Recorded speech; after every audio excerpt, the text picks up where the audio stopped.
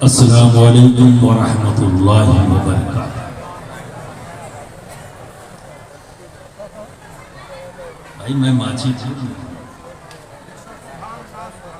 ये मुझे पता है। जवाब तो माझी पूरियों का ऐसा नहीं है। अगरपुर, माझीपुर, फतेहपुर इतने कमजोर लोग नहीं है कि आवाज सुनाई भी ना दे। अस्सलामु अलैकुम व रहमतुल्लाहि व बरकातुहू। अब लगा कि अगरपुर, माझीपुर, फतेहपुर इंग्लिश नहीं समझ। जितने मूड में तुम सुनोगे उतने मूड में सुनाओगे। और तैयार? अल्हम्दुलिल्लाह अल्हम्दुलिल्लाह नहमदुहु व नस्तईनुहु व नस्तगफिरुहु व नु'मिनु बिही व नतवक्कलु अलैहि व नऊज़ु बिल्लाहि मिन शुरूरि अनफुसिना व मिन सय्यिआति अमालिना। मन यहदिहिल्लाहु फला मुदिल्ल लहु व मन युद्लिल फला हादिय लहु। व नशहदु अन ला इलाहा इल्लल्लाह वहदहु ला शरीका लहु। व नशहदु अन्न सय्यदना व हबीबना व तबीब क़ुलूबिना व शिफ़ाअ सुदूरिना व गौसना व मुगीसना व मुईनना व कुतबना व फरीदना व निज़ामना व सिराजना व उलावना व अशरफना व नूर ऐनना व मलजाना व मावाना मुहम्मदन अब्दुहु व रसूलुहु। अम्मा बाद। औज़ु बिल्लाहि मिनश शैतानिर रजीम। बिस्मिल्लाहिर्रहमानिर्रहीम।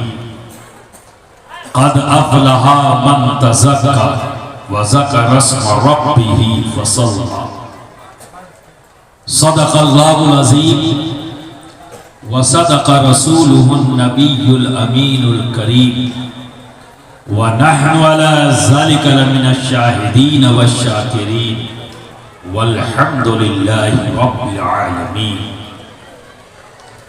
बिरादरान मिल्लत इस्लामिया, आइए हम सब मिलकर रहमते दो आलम नूरे मुजस्सम अहमद मुश्तबा मोहम्मद मुस्तफ़ा सल्लल्लाहु अलैहि वसल्लम की बारगाह में झूम झूम कर बावाज़ बुलंद मोहब्बत के साथ दरूद शरीफ का नजराना पेश कर लें। अल्लाहुम्मा सल्लि अला सय्यदना मौलाना मुहम्मदिन व अला आलि सय्यदना मौलाना मुहम्मदिन मुबारक व सल्लिम सलातन व सलामन अलैका या रसूलल्लाह या हबीबल्लाह या हबीबल्लाह।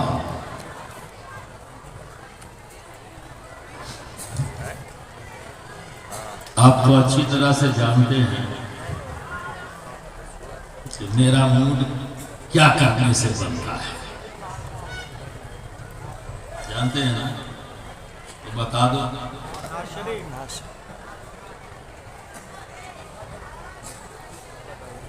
अली अली करने से बनता है। आपका ऐसे थोड़ी ना पता लगेगा। आपका कैसे बनता है? और जोर से। हाँ, मेरा भी बनता है, आपका भी बनता है। तो फिर खबर बनती है ना कि मौला अली की शान में बयान करूं। तो मोहब्बत से आपकी समातों के हवाले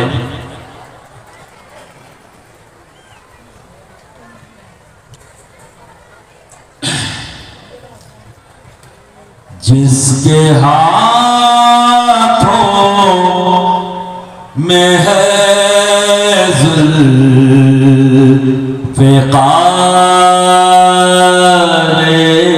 नबी, जिसके पहलू में है शाहवारे नबी, जिसके हाथों में है ज़ुल्फ़िकार नबी, जिसके पहलू में है शाहवारे नबी, दुख्तारे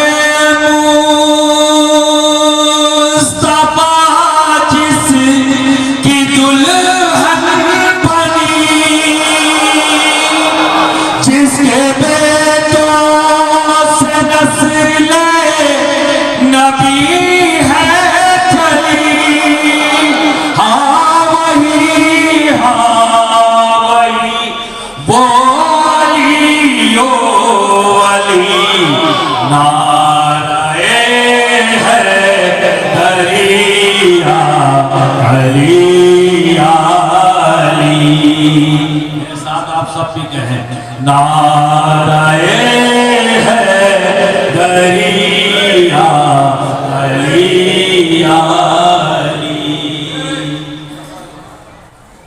जिसके बारे में फरमाए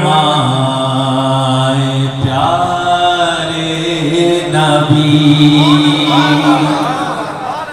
जिसका मौला हूँ मैं उसका मौला अली,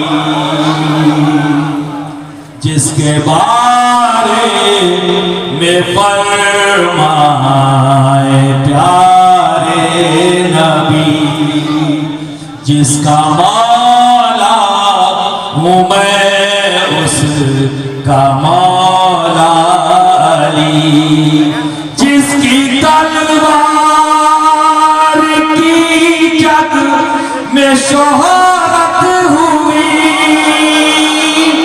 जिसके बेटों से रस्में शुजाअत चली, हाँ वही वो अली ओ अली, नाराए है दरिया अली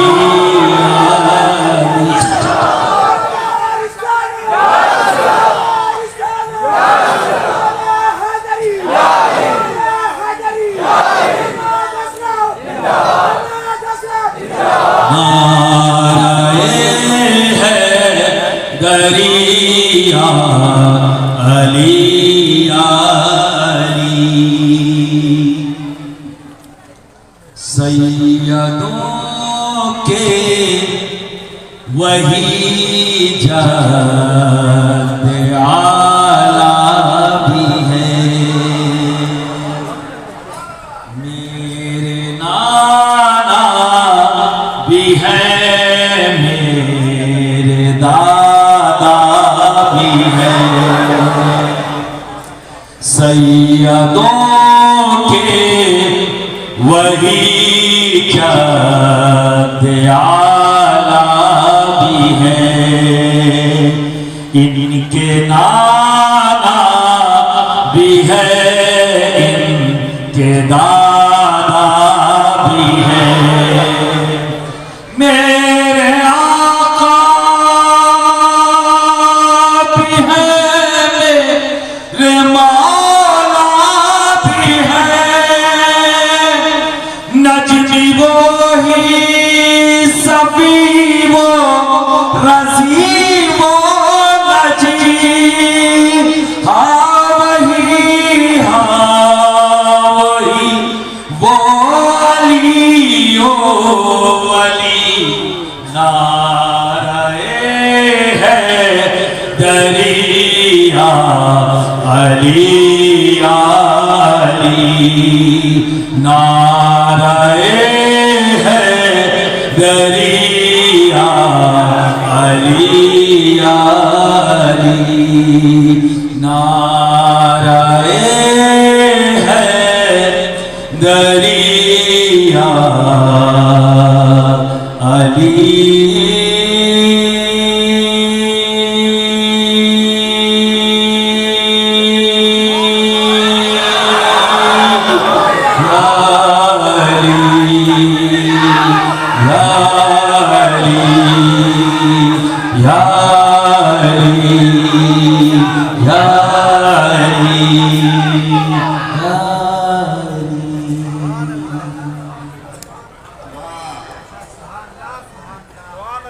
मस्त हो गए। कोई फर्क मुझे नहीं पड़ता, दो चार फतवे और आ जाए। अगर मोहब्बत की बुनियाद फतवे आते हैं, ये तो डिग्री है, इजाफा है। रात रात मिलते इस्लाम। ये बताओ कामयाब होना चाहिए हो?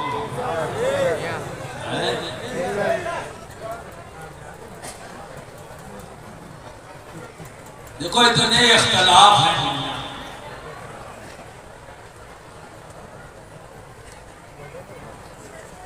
कोई किसी जगह पर इकट्ठा है,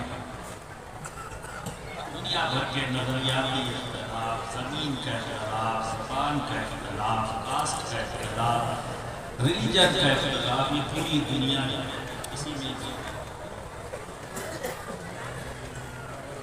लेकिन एक माशूक ऐसी है जिस पर सबका इत्तेफाक है।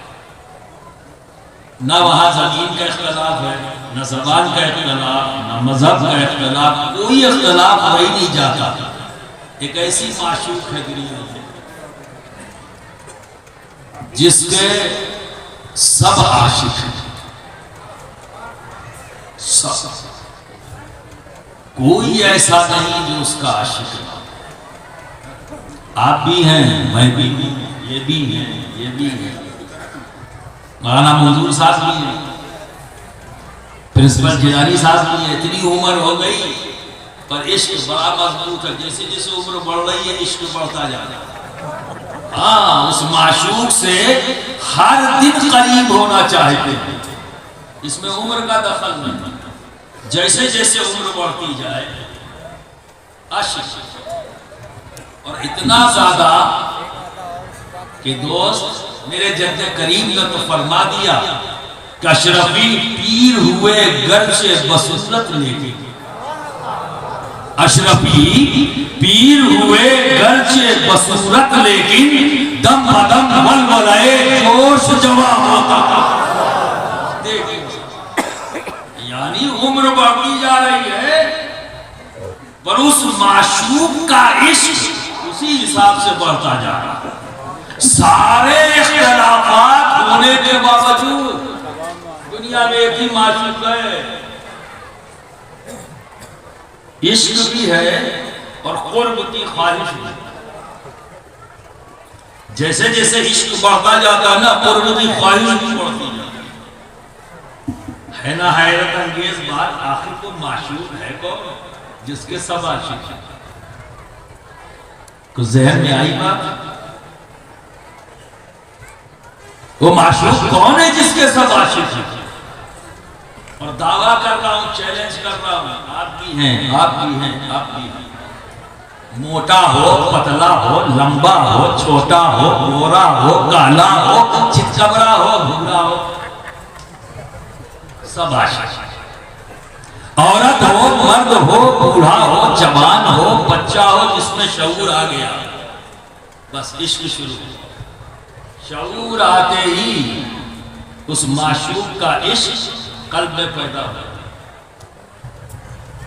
किसी भी रिलीजन का हो और इस दुनिया के जमीन के किसी भी टुकड़े पर बसने वाला हो, कोई भी जबान बोलता, आशिक सब।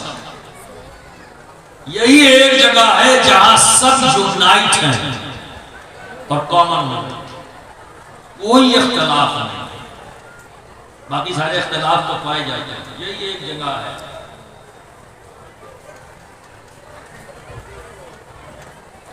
कुछ आया बात, कुछ करीब पहुंचे। वही आप भी हो। वो माशूक है कौन ज्यादा देर परेशान नहीं करूंगा। वो माशूक कुछ और नहीं है, कामयाबी है। कामयाबी वो माशूक है जिसके सब आशिक। कौन है आपने बताओ जो नाकाम होना चाहता है? कोई है? अच्छा आप बताओ कितने लोग हैं जो कामयाब होना चाहते हैं? जरा हाथ उठा दे। कोई नहीं चाहता कि हम नाकाम हो गए ना आशिका। और माशूक कौन कामयाब? जब सब आशिक हैं, सभी को कामयाबी महबूब है और सबके नजदीक कामयाबी एक महबूब की हैसियत रखता है और सभी इसका कुर्ब चाहते हैं। तो ऐसा है जो दूर दूर से करे? बोलो, कोई दूर दूर से नहीं ना, सब कुर्ब चाहते हैं, करीब हो जाए। कैसे हो? क्योंकि सिर्फ चाह लेने से कोई चीज हासिल नहीं होती, अमली जिंदगी इख्तियार करनी पड़ती। ये अलग बात है कोई लेटे लेटे फुतरू निकाले, पुट पुट पुट पुट करके वायरल कर दे और उसे वो कामयाबी समझे, तो जग जाहिर है कितना कामयाब कितना नाकाम। ये तो जग जाहिर है, सब देख रहे हैं जिंदगी में कुछ नहीं किया। ये पुट पुट से काम थोड़ी ना चलेगा। आओ मैदान में कुछ काम करके, आओ मैदान में। अभी 2 दिन हुए, यहाँ आ जाओ मैदान में बात करना। ये पुट से काम नहीं चलेगा। तो आप ज़हन नशीन कर लो, खाली ख्वाहिश कर लेने से आप कामयाब नहीं होंगे। कामयाब होने के लिए आपको अमली जिंदगी इख्तियार करनी है, प्रैक्टिकली इन्वॉल्व होना। अब अगर आप अपनी अक्ल से पूछोगे कि मैं कामयाब होना चाहता हूं, कैसे हूं, तो अक्ल क्या करेगी? घुमाएगी और ढूंढते रह जाओ। जब अक्ल से सवाल करोगे मैं कामयाब होना चाहता हूं, तो अक्ल जवाब दे देगी अपने हिसाब से। और दिया है लोगों को। जितने दुनिया में फितने पैदा हुए हैं, किसी ने फितना पैदा करने से पहले ये नहीं सोचा कि मैं नाकामी के रास्ते पे जा रहा हूं। उसने अक्ल से पूछा था, अक्ल ने जवाब दिया, कामयाबी इसी में लग गया। बाद में पता लगा कि ये तो नाकामी का रास्ता था, क्योंकि मैंने कोई पॉजिटिव वर्क नहीं नेगेटिव वर्क किया। और नेगेटिविटी नाकामी की तरफ ले जाती है, पॉजिटिविटी कामयाबी की तरफ।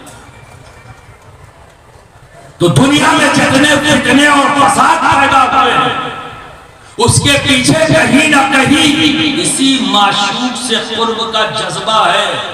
लेकिन सवाल किया अक्ल से, तो अक्ल ने जवाब दे दिया, दौलत हासिल कर ले,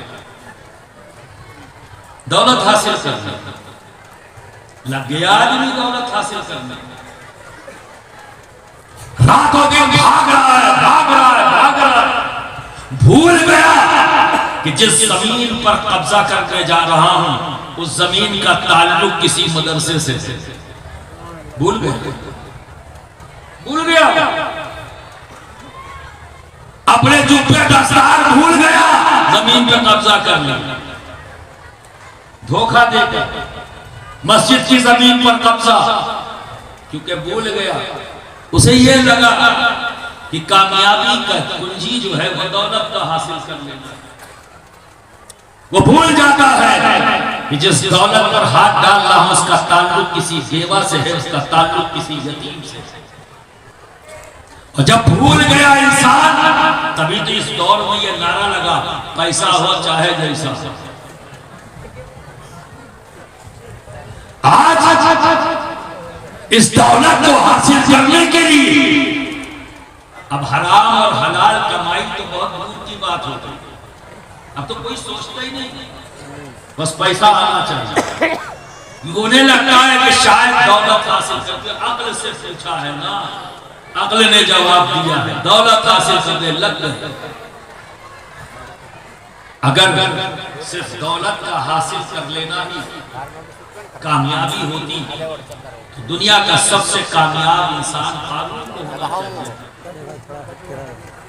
सबसे कामयाब 2100 ऊँटों पर उसके खजाने की कुंजियां लादी जाती थी, लेकिन आज दोस्तों उस पर लानत बरस रही है। तो कामयाब कौन है? जिस पर लानत बरसे। बोलो नहीं ना। तो क्या समझ में आया कि सिर्फ दौलत का हासिल कर लेना ही कामयाबी नहीं है। किसी को अक्ल ने कह दिया मनसब हासिल कर, लग गया, और इस बुनियाद पर न जाने कितने नाअहल हैं। इसी ने तो रिश्वत का बाजार गर्म किया ना, इसी ने तो रिश्वत का बाजार गर्म किया। नाअहल है, पैसा देकर उस मुकाम पर बैठ गया जो उसके लिए नहीं था। अहल पीछे हो गया, नाअहल आगे आ गया। आज हमारे मुल्क के बेड़ा गर्क हो गया। इस पूरा मुल्क आजाद होने के बाद आज तक इतना बेड़ा गर्क नहीं हुआ था जितना आज हो गया। क्यों?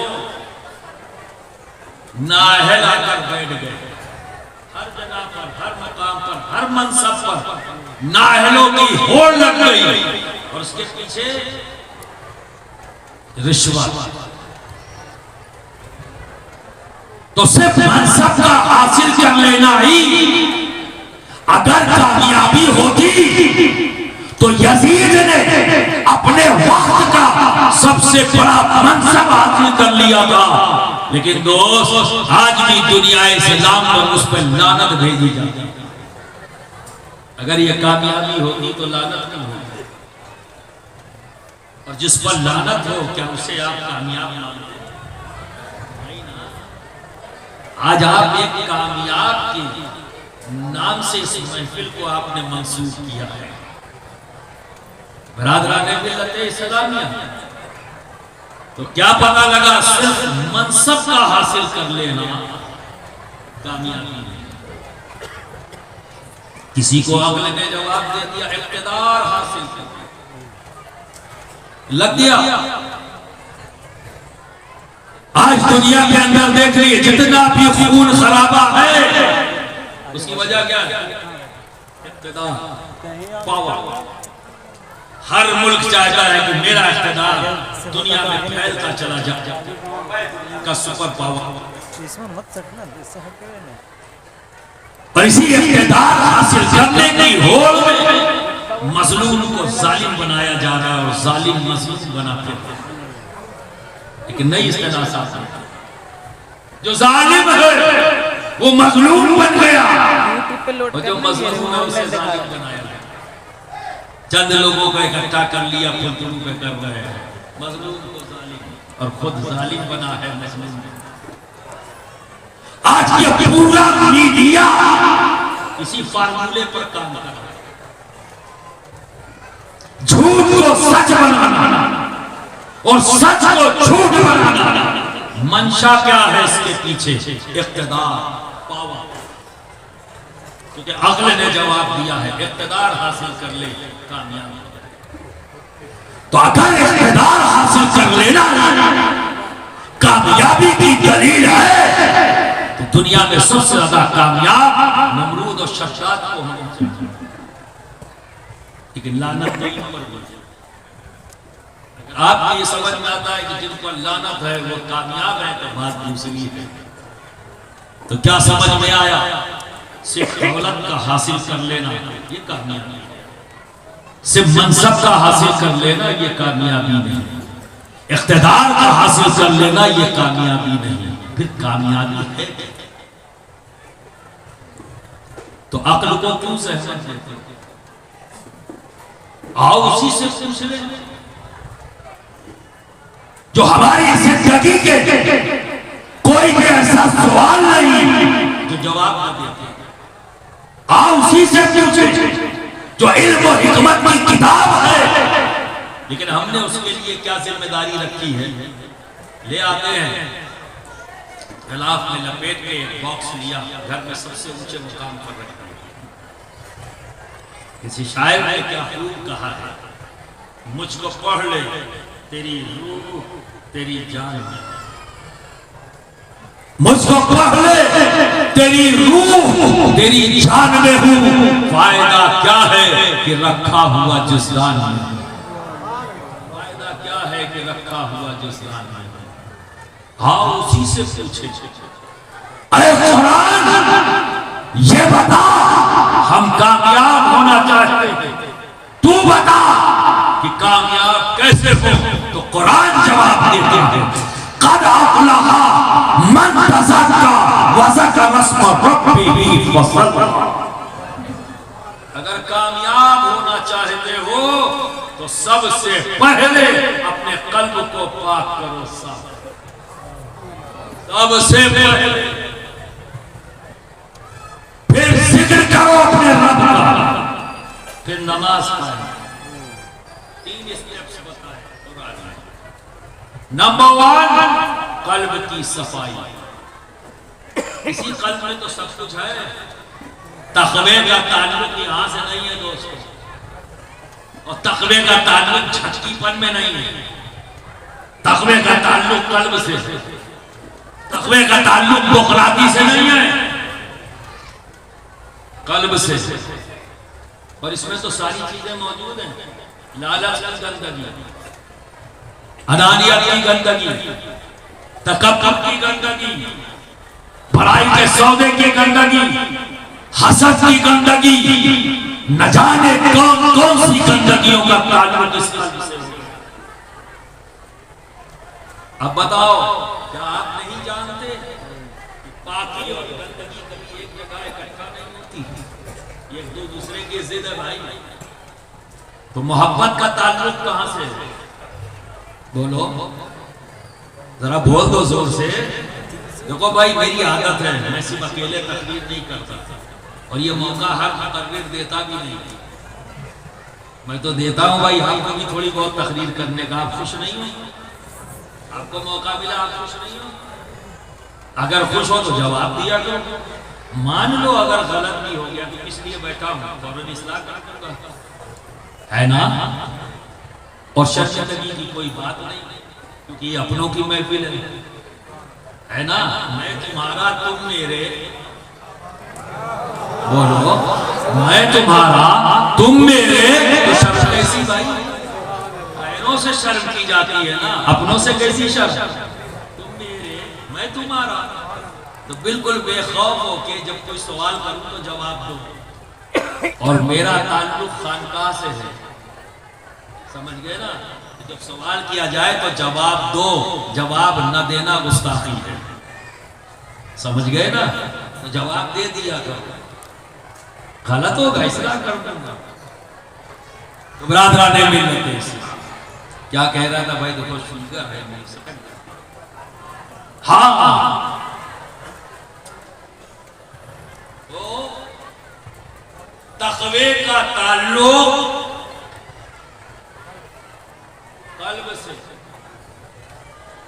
और मोहब्बत का ताल्लुक कल्ब से। लालच का, अनानियत का, तकब्बुर का, हसद का, इसका ताल्लुक। अब बताओ, गंदगी और पाकी एक जगह रह नहीं सकती। जब तक गंदगी हटेगी नहीं, पाकी आएगी नहीं, है ना। तो मोहब्बत का ताल्लुक कल्ब से, तक़वे का ताल्लुक कल्ब से। हमें जब ये गंदा है तो आएगा कहां से? और जब आएगा नहीं तो पहला ही स्टेप तो है। कामयाबी का पहला स्टेप क्या है? कल्ब की सफाई। तो सबसे पहले हमें क्या करना है? अपने कल्ब को पाक और साफ करना। जब तक ये साफ नहीं होगा, मोहब्बत नहीं आएगी। पीर पीर चाहे जितना कहो, कोई फायदा है क्या? जब कल्ब ही साफ नहीं तो शुकूक को शुबहात की गंदगी। और जो आदमी मशकूक होगा वो 2 कदम आगे नहीं बढ़ सकता। कामयाबी तो छोड़ो, 2 कदम जाएगा, 2 कदम पीछे आ जाएगा, पूरी जिंदगी गुजर जाएगी, वहीं खड़ा रह जाएगा। वो कामयाब नहीं हो सकता। तो जिसने गंदगी को अपने कल्ब में पाल कर रखा वो कामयाब नहीं है। और जिसने अपने कल्ब को पाक कर लिया, साफ कर लिया, तो बिरादरान मिल्लत इस्लामिया फिर वही कामयाब, फिर वही कामयाब। आलिम रब्बानी मौलाना सैयद अहमद अशरफ अशरफी जिलानी, सुना होगा कि आपके कुछ मुरीद किचौचा शरीफ में घर पर आए तो आपका मामूल था कि बाद नमाज ज़ोहर वो ज़नान खाने में चले जाते, वो असर के वक्त आता, खाना वगैरह खाकर कैलूला करते हो, फिर असर के वक्त बाहर आते। इत्तेफाक से जो मुरीद आए तो ज़ोहर के बाद आए और हजरत घर में जा चुके। तो खादिम जो दरवाजे पे रहते थे उन्होंने पूछा कहाँ से आए हो, क्या है, बैठाला या, और जब पूछा तो कहा कि हम मौलाना अहमद अशरफ अली रहमतुल रिजवान के, तो उन्होंने बताया मुरीद हैं और हम उनसे मिलने आए हैं। कहा क्या काम है? कहा ताबीज लेने आए हैं। क्या लेने आए हैं? ताबीज लेने आए। तो इत्तेफाक ये है कि शबीह गौसे आजम सैयद शाह अली हुसैन आला हजरत अशरफी की रहमतुल रिजवान दरवाजे पे बैठके में मौजूद, वो वहीं बैठे हुए। तो खादिम ने कहा कि बड़े हजरत तो मौजूद हैं, अगर सिर्फ ताबीज ही लेना है तो इतना इंतजार क्यों करोगे, वो असर के वक्त आएंगे, तो ताबीज बड़े हजरत से ले लो। तो सारे मुरीदीन कहते हैं कि नहीं, हमें तो मौलाना साहब की ही ताबीज चाहिए, हमें किसी और की ताबीज नहीं चाहिए, मौलाना ही साहब की ताबीज चाहिए और वही हमें असर करती है। जैसी ताबीज वो लिखते कोई नहीं लिखता। अब खादिम था आला हज़रत अशरफी किया था, उसको लग गई, लगी। अब जब लग गई तो उसने जाकर शिकायत की सरकार आला हज़रत अशरफी मियां से, कहा हुजूर मौलाना साहब के मुरीदी के पास अदब नहीं है। तो सरकार आला हज़रत अशरफी मियां ने फरमाया कब हुआ बचवा, कहे गुस्साने हो, बताओ कब बात। कहीं हजरत ये मामला पूरा वाकया बयान कर दिया। वो ताबीज वाला आ गया तो कहने लगा कि दाद देखिए, हमने कहा कि आपसे ले लें ताबीज, तो कहा नहीं हमें किसी की ताबीज नहीं चाहिए, हम किसी मौलाना साहब की ताबीज, और उन्हीं की ताबीज हम पे असर करती है। सरकार आला हज़रत अशरफी मियां मुस्कुराए, फरमाया ठीक है चलो मौलाना से ही पूछेंगे। असर का वक्त हुआ, बाहर आए, नमाज हुई और नमाज पढ़ने के बाद जब आप बाहर निकले तो वही खादिम जाकर मौलाना साहब से कहता हुजूर आपके मुरीद बेलगाम हो गए, बदतमीज हो गए। क्या हुआ? कहा ऐसा ऐसा वाकया हुआ, वो बैठे हुए और उन्होंने कहा कि हमने कहा कि हजरत बैठे हुए उनसे ताबीज ले लो, तो कहा नहीं हमें तो उन्हीं से ताबीज चाहिए, हमें उन्हीं की ताबीज जो है फायदा पहुंचाती, किसी की ताबीज हमें नहीं चाहिए। बताइए आपके मुरीद कितने बदतमीज हो। तो आलिम रब्बानी फरमाते हैं वो गलत नहीं कह रहे, वो सही कह रहे हैं। जो ताबीज मैं लिखता हूं कोई नहीं लिख सकता और तुम्हारे पीर भी नहीं लिख सकते। अब जब ये कहा तुम्हारे पीर भी नहीं लिख सकते तो लग गई और तगड़ी। पहले ये तीर लग चुका था, दूसरा लगा, भागा हुआ पहुंचा सरकार आला हज़रत अशरफी मियां पे कहा हुजूर मुरीद का मुरीद है, पीर भी मामला गड़बड़ हो गया। कहा क्या हुआ बचवा? मैंने उनसे कहा तो कहा वो तो और आगे बढ़ गए, कहा तुम्हारे पीर भी नहीं लिख सकते, तो ताबीज मैं लिखता हूं। हजरत पूछा जाए तो जब नशे शिगार में आए हजरत पूछा ए बाबू कौन तावीज लिखत हो तुम जो महू नहीं लिख सकते हो। ये बात समझ में आ रही ना? ये आपको पता है ना कि सरकार आला हज़रत शफी मियां पूर्वी ज्यादा बोलते थे, इसीलिए मैं उस जबान में ही बोल रहा हूँ। अगर समझ में आ रही है तो बोलूं, नहीं तो फिर बदल दो। आ रही है ना? तो ए बाबू कौन तावीज लिखा तो जो महू नहीं लिख सकते हो? काजी हुजूर मैंने जो कहा है वो सच है। का फिर कौन सी लिखते हो? का कुछ नहीं, कागज लेता हूं, आपका इसमें मुबारक लिख देता हूं और लपेट कर दे देता हूं। आपका नाम लिखता हूं, लपेट कर दे देता हूं। अच्छा हुआ कि उस वक्त कोई झक्की नहीं था,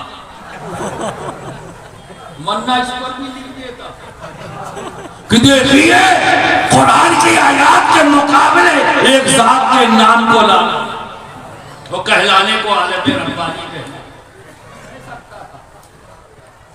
कह सकता था। लेकिन दोस्त, कल्ब साफ रखने वालों का दोस्त, जब कल्ब साफ होता है तो अंदाज ये होता है, इसी को कहते हैं कद अफलहा मन तज़क्का। नारे कल्ब साफ होता है, कल्ब साफ होता है तो अंदाज ये होता है। बिरादरान मिल्लत इस्लामी, अब आओ जिस जात का नाम लिखकर तावीज बनाकर दे दिया करते आलिम रब्बानी, आओ उसी जात की तरफ आए। आपका मामूल था असर की नमाज के बाद, अभी भी वो जगह मौजूद है, अब पुख्ता हो गई, पहले वो मिट्टी की थी मस्जिद के जस्ट बगल में। तो सरकार आला हज़रत शफी मियां नमाज पढ़ने के बाद वजीफा वहीं पर ही अदा करते, कभी बैठकर कभी चल फिर कर। हासिदीन नीचे पिछौछाप जो लोग गए जानते हैं कि सड़क से एक मंजिल ऊपर है मकान, तो नीचे सड़क से गालियां वालियां बकते थे। तो किसी की गाली औलाद उन्हीं में हूं, किसी की गाली का मुझ पर असर नहीं होता, मैं अपना काम करता रहूंगा, तुम गाली बकते रहो, कोई फर्क नहीं पड़ता। तो गालियां बकते थे। सरकार आला हज़रत शफी मियां तस्बीह पढ़ रहे हैं, वो गाली बक रही है, तस्बीह पढ़ रहे हैं, वो गाली बक रहे हैं। जब उनकी आवाज गाली देते देते कमजोर पड़ने लगती तो सरकार आला हज़रत शफी मियां इशारा करते ऊपर आ जाओ, ऊपर आ जाओ। और जब ऊपर आ जाते तो खादिम से कहते जाओ मिठाई ले आओ, पानी ले आओ। मिठाई मंगवाते, पानी मंगवाते, मिठाई खिलवाते, पानी पिलाते। तो जब ताज़ा दम हो जाता तो कहते अब जाओ बचवा गाली दे। इसे कहते हैं कद अफलहा मन तज़क्का। जब कल्ब साफ होता तो जिंदगी का अंदाज बदल जाता है, तो कामयाबी के रास्ते पर चल पड़ता है। तो बिरादरान मिल्लत इस्लामिया, यही वजह है कि हज़रत बायज़ीद बुस्तामी से किसी ने आके सवाल कर लिया, ए बायज़ीद ये बताओ तुम्हारी दाढ़ी अच्छी है या मेरे बैल की दुम? अभी आज किसी भी कोई जरूरी नहीं कि आलिम हो, चेहरे पर उसने सुन्नत को सजा रखा है, सर को ढक रखा है टोपी से। अगर किसी आम आदमी से पूछा जाए बताओ तुम्हारी दाढ़ी अच्छी है मेरे बैल की दुम, गुस्सा आएगा ना? बोलो गुस्सा आएगा ना? अगर ताकत हुई तो एक कान के नीचे, और अगर उसकी ताकत नहीं तो कम से कम बुरा कहेगा पागल हो क्या, तुम्हें इतनी तमीज नहीं कि दाढ़ी का मुआवजा तुम बैल की दुम से करते हो, इतना करेगा। और अगर वहां भी खतरा हो उसको तो कम से कम मन में यही कहेगा कि आदमी अच्छा नहीं है, इससे अब सलाम प्यार नहीं रखूंगा, कोई ताल्लुक नहीं रखूंगा। जो दाढ़ी को जो है कंपेयर करे बैल की दुम से, बहुत बदतमीज आदमी, इतना तो करेगा। उस जात से पूछा जा रहा है जिसे आसमानों में सुल्तानुल आरफीन के नाम से जाना जाता है और जमीन पर बायज़ीद बुस्तामी के नाम से, उससे पूछा जा रहा है और आप मुस्कुरा रहे हैं। और फिर फरमाते हैं अगर मेरा रब मुझे बख्श दे तो मेरी दाढ़ी अच्छी, ना बख्शे तो तेरे बैल की तुम अच्छी। इसे कहते हैं कद अफलहा मन तज़क्का। कल्ब साफ होता है तो जिंदगी का अंदाज बदला। मेरे पीरो मुर्शिद सरकार काला एक दौर आया, गालियों के खत आते थे सरकार काला के पास। एक बार कुछ नौजवान बच्चों के साथ मैं भी शामिल था, बैठे हुए थे महफिल में, और हजरत का बड़ा जबरदस्त मामूल था कि बड़े एहतमाम के साथ हुकूक को पढ़ा करते थे। तो उस वक्त वही दफ्तर था और बैठे हुए हुकूक पढ़ रहे थे। एक खत पढ़ा, मुस्कुराए, फरमाया एक और आया है, ये फाड़ कर डस्टबिन में डाल। समझ गए हम कि वो दौर ही था रोजाना। तो हम में से एक नौजवान को गुस्सा आ गया, हजरत बहुत हो गया, अब जवाब देने की जरूरत है। अच्छा, आपने कुर्ता उठाया, समता पहनते थे ना, अंदर सदरी की जेब में पर्स था, पर्स निकाला, उसमें से 10 रुपया निकाला और उस नौजवान को दिया, कहा जाओ बाजार गाली की किताब खरीदो, जाओ गाली की किताब खरीदता। मुझे गाली आती नहीं तो जवाब दूं कैसे? मुझे गाली आती नहीं, जवाब दूं कैसे? इसे कहते हैं कद अफलहा मन तज़क्का। जब कल्ब साफ होता है तो जिंदगी जीने का अंदाज होता है। और जवाब मिल गया नौजवानों को, रोशन जमीन पी रहे हैं, पता है जाने वाला दौर कैसा होगा।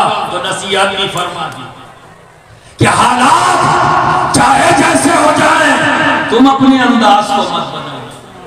तुम्हें कोई गाली दे रहा हो, सामने दे रहा हो, पर तुम अपना पेशेंस मत खोना। और बिरादरान मिल्लत इस्लामिया, मेरे पीर मुर्शिद की वो नसीहत अभी कुछ दिन पहले मेरे काम आई। मुझे आदमी गाली दे रहा था और मैं अपने पीर की नसीहत पर अमल करता।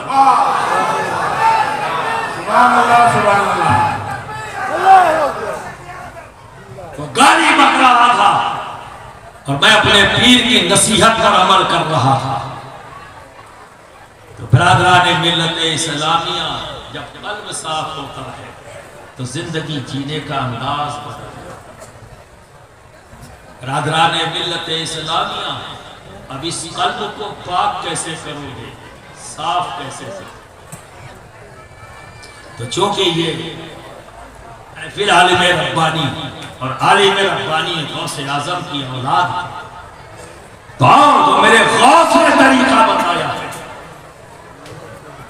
गौस ने जो तरीका बताया है, इस जाली सूफी की छौछुरी से सुन लो, इस जाली सूफी की छौछुरी से सुन लो और उसके सारे मद्दाह सुन ले कि मेरा गौस क्या कहता है। तसव्वुफ आलिम रब्बानी कोई और नहीं, अहले तसव्वुफ आलिम रब्बानी कोई और नहीं, इनका ताल्लुक अल्लाह से है। ये आलिम रब्बानी कोई और नहीं, अल्लाह के वली है, वलियों के गिरोह से आपका ताल्लुक है। तो आपके ही जद्दे करीम ने जो बयान किया वो सुन लो। तसव्वुफ ये फकत एक वर्ड नहीं है, एक जुमला वर्ड नहीं है, ये पूरा वर्ड है, एक दुनिया है। तसव्वुफ जिसके 4 पिलर हैं और जिसमें 4 अल्फाबेट हैं, ते, स्वाद, वाव, फे। तसव्वुफ इन्हीं से मिलके बनेगा, ते, स्वाद, वाव, फे। ये 4 पिलर हैं। ये फकत एक लफ्ज नहीं, ये एक दुनिया है। ते, स्वाद, वाव, फे। तो अहले तसव्वुफ के नजदीक ते से मुराद तौबा है, ते से मुराद तौबा है और स्वाद से मुराद सफा है। किसके? कल्ब। तो जो बंदा तौबा के आंसुओं से, नदामत के आंसुओं से अपने कल्ब को साफ कर लेता है, पाक कर लेता है, नदामत के आंसुओं से जो बंदा अपने कल्ब को पाक कर लेता है, साफ कर लेता है, तो रब तबारक व तआला ऐसे बंदे को विलायत अता करता है। क्या अता करता है? इनाम अता करता है। और इनाम क्या है? विलायत और तसव्वुफ की अगली मंजिल वाव, और वाव से मुराद विलायत। तो जो बंदा तौबा के आंसुओं से, नदामत के आंसुओं से अपने कल्ब को पाक कर लेता है, साफ कर लेता है, दरगुजर करने की सलाहियत पैदा कर लेता है, माफ करने की सलाहियत पैदा कर लेता है, जुल्म पर मुस्कुराने की आदत डाल लेता है। बरादराने मिल्लत इस्लामिया, ऐसे बंदे को रब अगली मंजिल अता करता है वाव की, जिससे मुराद विलायत है।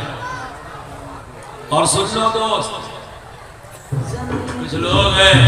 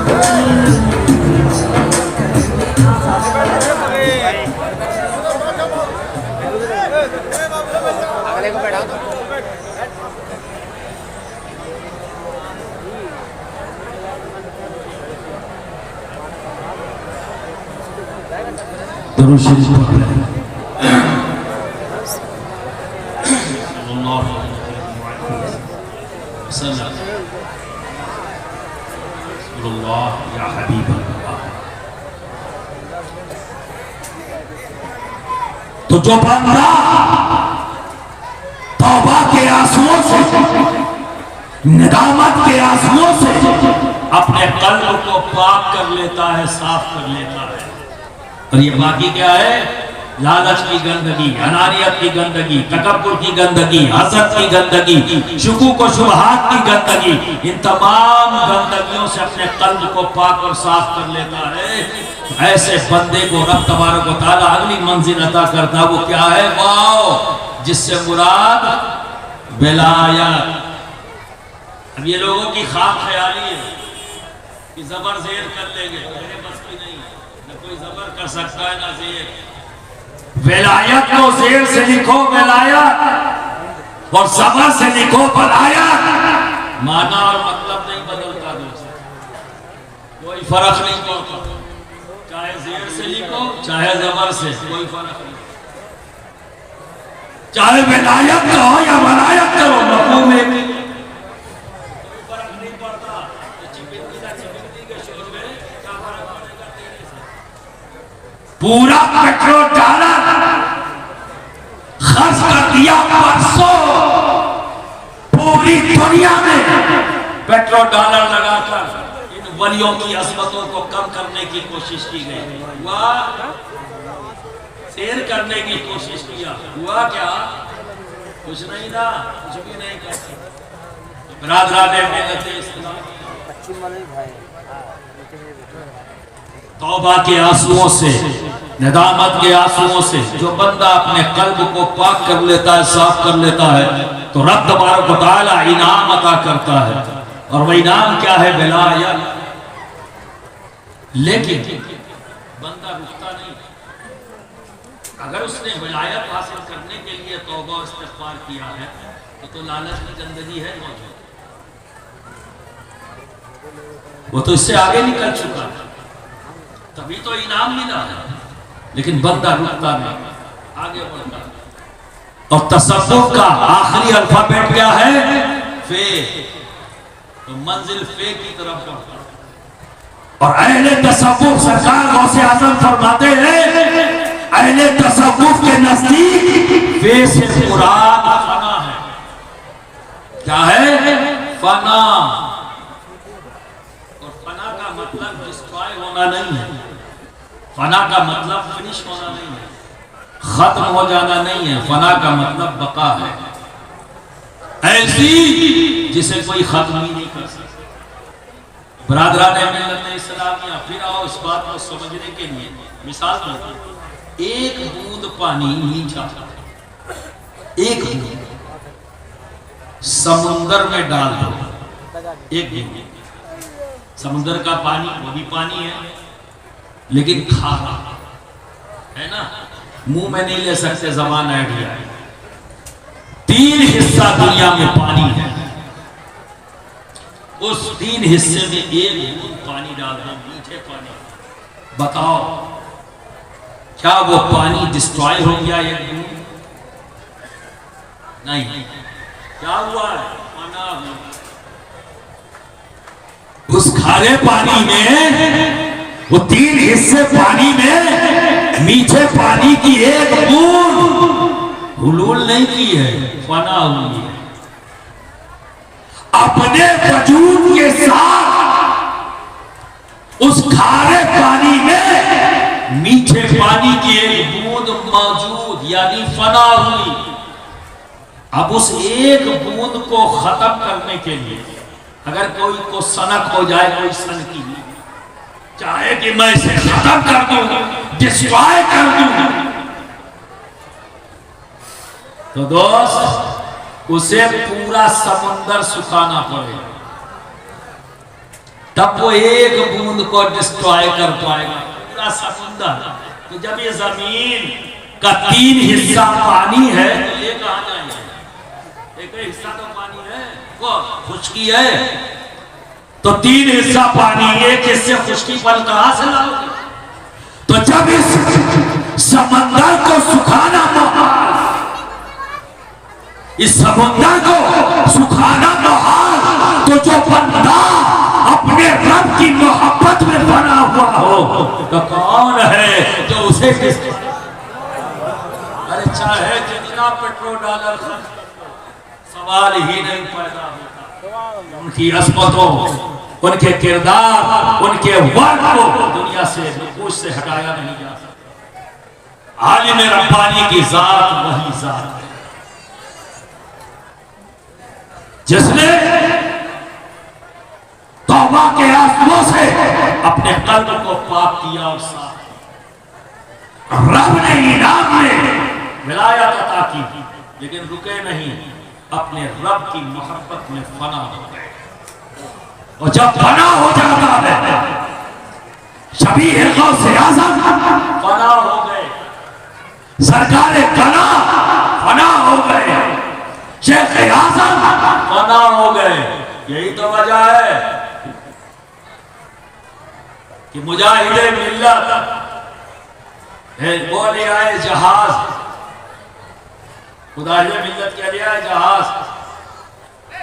उस वक्त खिलौना था बैटरी से चलने वाला, और शेख आज़म का बचपना था पेश किया, तो तार बांध के बैटरी से चलाने जो घुमा दो तो घूमता रहता था, जू जू जू करता रहता था। वो बड़ा उसका डिमॉन्स्ट्रेशन किया तो ऐसे जब घूमा तो शेख आजम ने फरमाया, बचपना है, फरमाते हैं जापान उड़ा, तो मुजाहिदे मिल्लत फरमाते हैं बेशक शहजादे जापान उड़ा। और कुछ ही दिनों के बाद हिरोशिमा नागासाकी में जापान उड़ा। अब आप अंदाजा लगाइए क्यों? इसी समुंदर से ताल्लुक है शेख आजम का। शबीए गौसे आजम विलायत एक दुनिया के समुंदर है, आलिम रब्बानी विलायत एक दुनिया के समुंदर है। तो दोस्त, उसी समुंदर का तो एक हिस्सा सरकार कला है, उसी समुंदर का हिस्सा तो शेख आजम है। जैसे भी हैं उसी समुंदर की एक बूंदी सही पर है तो कोशिश कर ले मिटाने की। देखता हूं तू मिटेगा या मैं देखता हूं। दुनिया देख मिल्लत इस्लामिया आलिम रब्बानी का ताल्लुक इसी गिरोह से है। और जब दोस्त इस गिरोह का मेंबर बन जाता है तो उसके जिक्र करने का अंदाज बदल जाता है, जिक्र का अंदाज ही बदल जाता है। जब सरकार आला हजरत शफी मियां रहमतुल इस्लाम का वक्त आखिर आया, ऐलान फरमा दिया, फकीर रुखसत होता है, फकीर रुखसत होता है। जिसे जो मांगना हो मांग लो, सब गए मांगने, सबको अता किया। खानवादे के मुरीद और खलीफा जिनका शुमार नवरत्नों में था, आज के खुद साख्ता ऐलान करने वाले नहीं। सरकार शबीए गौसे आजम ने खुद ही ऐलान फरमाया मेरे नवरत्नों में। आज भी लोग अपने आप को नवरत्न डिक्लेयर करते हैं, खुद साख्ता है। लेकिन ये तो जिनको खुद शबीए गौसे आजम ने बाकायदा अपनी महफिलों में बैठाते हो, जब महजूज होने की बारी आती तो बैठाते और गुफ्तगू करते तो महजूज होते। सैयद इकबाल अशरफ अलैहि तो उनसे कहा है इकबाल तुम नहीं कुछ लोगे, सबने लिया है, सबने मांगा है, तुम भी मांग लो। का मियां मौका नहीं किए। अब जो कुछ ले कहा मैं ले चुके, जो करे कहा कर चुके, अब कुछ नहीं चाहिए। इनका है कहीं मियां बड़ा काम रहा तोरा दामन पकड़ेगा, पकड़ लियो। अब जो कुछ करे करा तो है तू करो। मोरा काम रहा दामन पकड़ा पकड़ लियो, अब जो कुछ करे कहे तू करो। मोरे पीर हो मैं तो पकड़ लियो, मेरा काम इतना रहा। तो अक्सर आपने देखा होगा बुजुर्गों को मोहब्बत दिखलाने का एक तरीका और भी हुआ करता था, जिसमें थोड़ा सा गुस्सा दिखावटी और मोहब्बत गालिब, यानी करीब बुलाना और कान पकड़ लेना, है ना। ये अंदाज था ना। आज की दौर की बात नहीं कर रहा हूँ, मोहब्बत वाले दौर की बात कर रहा हूँ। अल्लाह करे वही दौर फिर से लौटा दे, है ना। और ये आ जाएगा अगर दिल साफ हो जाए, कल्ब साफ हो जाए तो कोई मसला नहीं, फौरन आ जाएगा। तो बरादराने मिल्लत इस्लामिया इकबाल मियां को बुलाया कर, एक बार इधर आओ, करीब किया और करीब करके कान को पकड़ा। इकबाल नहीं लेगा कुछ। जैसे ही कान पकड़ा इकबाल मियां चीखे, अरे मेरे मुर्शिद मेरे कान को पकड़े रहिएगा, छोड़िएगा नहीं, छोड़िएगा नहीं, पकड़े रहिएगा। तो शबीए गौसे आजम फरमाते हैं कहा हुआ बचवा, कहने हुजूर इल्लल्लाह की आवाज आती है, इल्लल्लाह की आवाज आती है तो जिस बंदे का कल्ब पाक और साफ होता है तो उसके जिक्र करने का अंदाज बदल जाता है। खून भी चलता है तो अपने रब के जिक्र के साथ चलता है। तो बरादरान मिल्लत इस्लामी सबसे पहली जरूरत इस कामयाबी की वह है कल्ब की सफाई। कल्ब साफ हो और दोस्त इस तरह से साफ हो कि फिर कोई और जज्बा गालिब ना हो। मैंने अपने वालिद मोहतरम हुजूर शेख आजम को देखा, हर बाप अपने बच्चे से मोहब्बत करता है, आप भी करते थे। आपकी मोहब्बत में क्या है?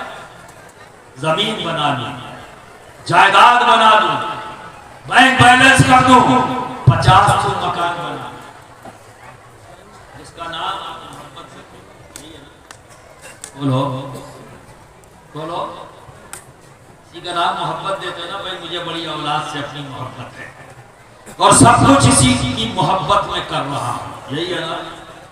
2 नंबर से भी कमा रहे हैं, मोहब्बत का नाम दे रहे हैं, धोखा दे के कमा रहे हैं, मोहब्बत का नाम दे रहे हैं। अगर पलट के कहीं औलाद कह दे अब्बा मैंने कहा था धोखा दे के कमाओ मेरे लिए, क्या जवाब? अब्बा मैंने कहा था झूठ बोल के मेरे लिए कमाओ, क्या जवाब होगा? लेकिन अब तो आमे का आमा ही टेढ़ा है, कोई नहीं बोलता है ना, क्योंकि लालच की गंदगी यहाँ बसी थी। सवाल आएगा, अनानियत की गंदगी, तकब्बुर की गंदगी, तमाम गंदगियां हैं यहाँ, इसलिए सवाल नहीं होते। तो हुजूर शेख आज़म को देखा, वो भी एक बात, वो भी एक बात, लेकिन साथ क्या सादगी की जिंदगी है, आज के जैसा नहीं है इतनी आसानियां। उस जमाने में बैलगाड़ी, ट्रेन का सफर मैंने खुद अपनी आंखों से देखा। मैं अपने चचा सईद अली अशरफी के साथ दिल्ली से रवाना हुआ, एसी के अंदर, वो एमएलए थे, उनके साथ उन्होंने अपने साथ ले लिया, मैं एसी में जा रहा था। अलीगढ़ ट्रेन, तो वो भी अलीगढ़ियन, मैं भी अलीगढ़ियन। तो अलीगढ़ में रेलवे स्टेशन पर मंगल चाय वाला है जो बड़ा मशहूर है, हर अलीगढ़ियन उसकी चाय से वाकिफ है। अशरफी साहब को याद आया कि बाबू मंगल की चाय याद है, कहा आज अच्छा पिया जाए, ठीक है। तो उसका स्टाइल ही कर लेने का कि जैसे स्टेशन पे इंटर होती थी तो इंटरी के ऊपर ही उसकी दुकान की थोड़ी दूर चलने के बाद तो वही चलती ट्रेन में उतर जाओ और जब तक ट्रेन रुकेगी तब तक चाय हाथ में लेके चल जाओ, ज्यादा देर रुकती नहीं। वही अंदाज मैंने अख्तियार किया, चलती हुई ट्रेन में उतर गया, चाय लिया थर्मस में और लेके तेजी से बढ़ा आगे। जब चलता हुआ आगे जा रहा था अपने डिब्बे की तरफ, तो मैंने 3 टायर में स्लीपर क्लास जो आज के दिन में कहलाता है, उसमें अपने वालिद मोहतरम को साइड की सीट पर बैठा, वहां पे बैठा हुआ, वहां से मैं आगे निकल गया, जाके चाय दिया। अब समझ में नहीं आ रहा कि मैं करूं तो क्या करूं। अब मुझे वो सीट, एसी का कमरा, जो बर्थ है, काटे की तरह। तो चचा ने पूछा भाई बात क्या, क्योंकि गाड़ी छूट गई थी। तो उस जमाने में एसी कनेक्ट नहीं होता था सारे डिब्बों से, आज के दौर की तरह नहीं था, अलग होता था। ये क्या हुआ, मैंने कहा जो है वो 3 टायर में, मुझे यहाँ बैठा नहीं आ रहा। आगे स्टेशन है तो तुम उतर के जाओ, लेके आओ। अगला स्टेशन हाथरस आया, मैं उठता हुआ गया कंपार्टमेंट में, हमारे सर से कहा कि मैं यहाँ बैठ जाऊंगा, आप अंदर अंदर अंदर अंदर जहाँ तक पहुँच सके वहाँ, फिर टुंडला के अंदर मैं आपको आ जाऊंगा तो डिब्बे में ले जाओ, आप यहाँ से जितना दूर तक। तो उनको आखिरी तक लेके आया, फिर टुंडला आया, वहां से शिफ्ट किया। इस अंदाज में जिंदगी गुजारी। खानकाह के 20 से 25 कमरे जब वो उन्होंने जिम्मेदारी दी अपनी जिंदगी में, उसको बढ़ाते बढ़ाते कहां तक पहुंचा दिया। एक आलीशान खानकाह, जामे अशरफ लाइब्रेरी,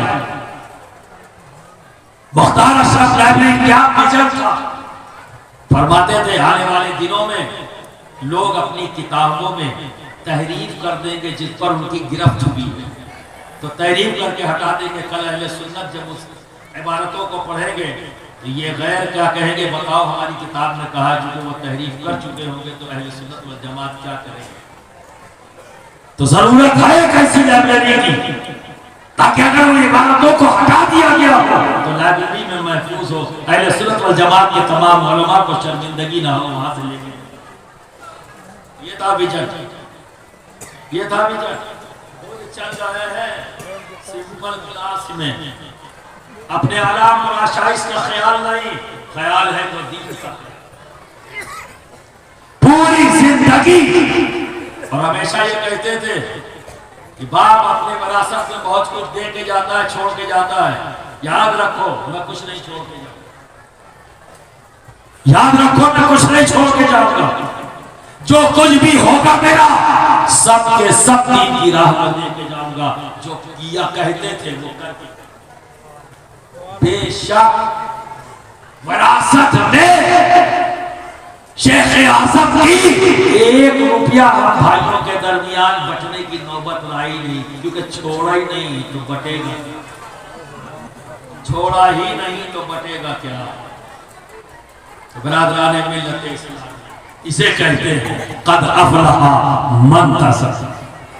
कल्ब साफ होता है तो फिर किरदार का आलम क्या होगा, इससे आप अंदाजा, फिर उसके जिक्र करने का अंदाज क्या होगा, अंदाज लगा ले। नाम मोहम्मद आ जाए सल्लल्लाहु अलैहि वसल्लम, आंखें नम हो जाए, दीन का मामला आ जाए तो जज्बाती हो जाते थे, ना अपने आराम ना तकलीफ, किसी चीज का ख्याल नहीं होता, किसी काम में लग जाता, और कभी गैर जरूरी इंसान को अपने आसपास फटकने नहीं दिए। जब कोई चाटुकार शेख आजम के करीब नहीं रह सका, क्यों? क्योंकि उनके पास इन तमाम मौजू पर बात करने की फुर्सत ही नहीं थी। वो तो जब बात करते थे तो काम की बात करते थे, ये काम, ये काम, ये काम, ये काम। और जो कोई जिंदगी में काम ही ना किए हो तो शेख आजम के पास मजा कैसे आएगा? मजा कैसे आएगा? तो वो भागते ऐसे ही जैसे साहूत से भागते। तो बरादरान मिल्लत इस्लामी, इसी कल्ब साफ रखने वालों की कड़ी से मेरा भी ताल्लुक है। बेहमदही ताला, ये कल्ब पाक है और साफ है, अकीदा मजबूत है। हाँ, अली से मेरा ताल्लुक है क्योंकि वो मेरे जद्दे करीम है। अली से मेरा ताल्लुक है क्योंकि वो मेरे मुर्शिद आजम है। क्योंकि मैं अहले सिलसिला नसबी तौर पर अली से ताल्लुक रखता हूं, और रिश्ते गुलामी के एतबार से मुर्शिद आजम है। तो पीर पीर नहीं करूं तो और क्या करूं? बोलो, तुम अली अली नहीं करोगे तो और क्या करोगे? बोलो, मुर्शिद आजम ही कह रहे। या पीर की सदाएं बुलंद करो, या अली की सदाएं बुलंद करो। अगर ये लिफ्ज है तो बार बार करना, चिल्लाते रहो। बरादरान मिल्लत इस्लामिया, मैं उस शाख की डाल हूं दोस्त जिसके साए में बैठकर लोग इस्लाह हो जाती है, जिनके कल्ब की कैफियत बदल जाती है। मैं उसी शजर की एक शाख का नाम, साए में बैठ जाए इंसान तो दीन पा जाए। मैं तो एक शाख हूं, नहीं है। आप समझ रहे हैं ना? जरूरत है कल्ब का पाक होना। अगर चाहते हो कि कामयाब हो जाओ इस जहान में, जरूरत है लालच की गंदगी, अनानियत की गंदगी, हसद की गंदगी, तकब्बुर की गंदगियों से अपने कल्ब को पाक कर लो, साफ कर लो। देखो तुम्हारा इल्म, तुम्हारा बयान क्या असर रखेगा। सुल्तानुल वाइज़ीन आलिम रब्बानी इतना आक़ाइना कल कौसर पर 40 दिन खिताब फरमाया। 40वें दिन पीर जमात अली शाह साहब भी उस गांव के करीब पहुंच गए। जानते हो पीर जमात अली शाह साहब कौन है? ये पीर जमात अली शाह साहब वो हैं कि सरकार आला हजरत शफी मियाँ के हम असर है। सरकार आला हजरत शफी मियाँ वाली से पाक और पीर जमात अली शाह साहब, पीर मेहर अली शाह साहब, मौलाना फजलुर रहमान गंज मुरादाबादी, ये सब एक पीरियड है। बस सीनियर जूनियर में फर्क है, आगे पीछे का पीरियड एक ही है। तो बरादरान मिल्लत इस्लामिया, तो इन दो पीरों के बारे में बात होती थी कि सरकार आला हजरत शफी मियाँ के पीर ज्यादा हिंदुस्तान में या पीर जमात अली शाह साहब। आप समझे? इस पर बातें हुआ करती थी। फाइनली आंसर क्या आया? सरकार आला हजरत शफी मियाँ से ज्यादा किसी के मुरीद नहीं। गैर मुनक़सिम हिंदुस्तान। उन्होंने ये बात फरमाई कि आप बिना पूछे जाने आप मुरीद कर लेते हैं। मैं तो जानता हूँ ये क्या करता है क्या नहीं करता है कैसे, तब मैं मुरीद करता हूँ। और आप बिना पूछे जो भी आया आपने मुरीद कर लिया, तो इनका हिसाब किताब कैसे रखते हैं? तो सरकार आला शफी मियां फरमाते हैं, मैं अपने मुरीदों को अपनी हिबा में रखता हूँ, और जैसे ही ऐसे खोल दिया तो सारे मुरीद वहीं खड़े नजर आए। और फिर फरमाया, अच्छे अच्छे आप ले लो, जितने अच्छे हैं आप ले लो, बुरे बुरे सारे मुझे दे दो। इसे कहते हैं कद अफलहा मन तज़क्का। दोस्त, जब कर्म साफ होता है तो जिंदगी का अंदाज बदल जाता है। बिरादरान मिल्लत इस्लामिया, आलिम रब्बानी 40 रोज तकरीर करने के बाद आखिर में फरमाते हैं, अभी तो ये शुरुआत थी, लेकिन वक्त नहीं मेरे पास, मुझे जाना है, तो मजबूरी है कि जब ये जुमला पीर जमात अली शाह साहब ने सुबह सवेरे मुलाकात हुई, तो जानते नहीं थे मुलाकात नहीं थे, आज का दौर थोड़ी न था कि कम्युनिकेशन आसान हो, तो पहचानते तो तारुफ पूछा, तो फरमाया मेरा ताल्लुक की चौचा शरीफ से है, महबूब यज़दानी गौसुल आलम सैयद अशरफ जहांगीर सबनानी से गुलामी का रिश्ता है। सरकार महबूब सुभानी गौसे आजम सैयद अब्दुल कादिर जिलानी नसब से हूँ का, बस कुछ बताने की जरूरत नहीं, ये हक आप ही का है कि 40 दिन बोलने के बाद आप ये कहें कि अभी तो शुरुआत है, हक आप ही का है। तो बिरादरान मिल्लत इस्लामिया, आज तो ये जुमले में लोग नहीं बोल पाते, क्यों? क्योंकि यही तो है सब। तो पीर जमात अली शाह साहब का ये जुमला बताता है, ये मिसाल बनता है, कद अफलहा मन तज़क्का। जब कल्ब साफ होता है तो ज़बान से ऐसे ही अल्फाज निकलते हैं जिसमें कोई मक्र नहीं, कोई फरेब नहीं, सिर्फ मोहब्बत ही मोहब्बत। तो बिरादरान मिल्लत इस्लामिया, अगर कामयाब होना चाहते हो अपने कल्ब से गंदगियों को दूर, फिर देखो कामयाब। और जब कामयाब हो जाता है इंसान तो सदियां हायल हो जाती है, लेकिन दोस्त एहसास नहीं होता। देखो ना मेरे गरीब नवाज 800 साल 700 साल के थे, हाफजादा के लगभग हो रहा है, 7 सदियां बीच में है, एहसास है? मेरे मखदूम और हमारे दरमियान कितना 650 साल, 6.5 सदी, एहसास है? सरकार गौसे आज़म 900 साल। उसी जोश और खरोश से हमने याद करते हैं, उनके जिक्र की महफिल सजाते हैं, जबकि हमारे उनके दरमियान 9 सदियां हैं। कहाँ है? जब कल्ब साफ हो तो जिक्र करने का अंदाज बदल जाता है, जीने का अंदाज बदल जाता है, फिर वो नमाज होती है, फिर वो नमाज होती है, वो सजदे होते, ठीक है ना? कल्ब साफ नहीं, सजदे पे बहे। बिरादरान मिल्लत इस्लाम, सरकार गरीब नवाज के पीर और मुर्शिद हज़रत ख्वाजा उस्मान हाफ़ अपने मुरीदों के साथ एक सफर में हैं, जंगल से गुजर रहे हैं, ताज़ा वजू करना है, सामने दरिया है, सोचते हैं कि भाई वजू करके ताज़ा नमाज पढ़ लेंगे, तेजी से उधर पढ़ते हैं तो सामने से एक आदमी सर पे लकड़ी का गट्ठर लिए वो भी आ रहा है।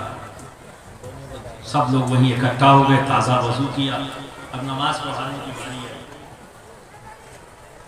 वज़ीर ख्वाजा उस्मान हारनी पढ़ाते, फरमाते आप पढ़ाइए नमाज, वो कहते नहीं नहीं आप पढ़ाइए। अभी एक दूसरे को कह रहे आप पढ़ाइए, ये मामला चल रहा है। और आज उठते इमाम साहब मुसल्ले पे चाहे जो आ जाए, है ना, लेकिन वो मोहब्बत करने का, कल्ब साफ रखने वाले का दौर है, अदब का दौर है। मोमिन जब मोमिन से मिलता था, एक मोमिन जब दूसरे मोमिन से, एक मुसलमान जब दूसरे मुसलमान से मिलता तो अपने आप को हकीर जानता था, सामने वाले को अपने से अफजल जानता था। ये अंदाज था मुसलमानों का। तो वो कह रहे आप, वो कह रहे आप, तो फरमाते हैं हज़रत ख्वाजा उस्मान हारूनी कि मैं मुसाफिर हूँ, आप नमाज पढ़ाते तो बेहतर था। खैर मजबूर किया, आप आगे बढ़े, नमाज पढ़ाना शुरू किया। जब सजदे में गए तो बड़ी देर तक सजदे, बड़ी देर तक सजदे। आज अगर कोई इमाम साहब नाचीपुर के इमाम साहब अगर पढ़ा दें और सजदे में जाए देर तक सजदे में, तो क्या होगा? लोग एक हफ्ते की कोशिश के बाद तो मस्जिद आए थे और इमाम मिला ऐसा जो सो गया। कमेटी बुलाओ, इमाम हटाओ, अभियान चालू। ठीक है ना? न जाने कितने झटकी बाहर निकल आएंगे, इमाम हटाओ, सो गया। यही गुमान जो है दिल में वही तो आएगा ना बाहर। दिल में मोहब्बत हो तो मोहब्बत निकलेगी, दिल में नफरत हो तो नफरत निकलेगी, और इंसान के दिल में जो होता है वही बाहर आता है। इमाम हटाओ, कमेटी बुलाओ, अभियान चालू। यार 4 रकात पूरी कर ली इसी अंदाज में, नमाज पूरी हो गई। ख्वाजा उस्मान हारूनी फरमाते अगर आपके मिजाज को नागवार ना गुजरे तो मैं ये जानना चाहता हूं कि आपने सजदे को तूल क्यों दे दिया। आखिर राज क्या है, आप हमें भी बताएं जिससे हमें भी फायदा हो।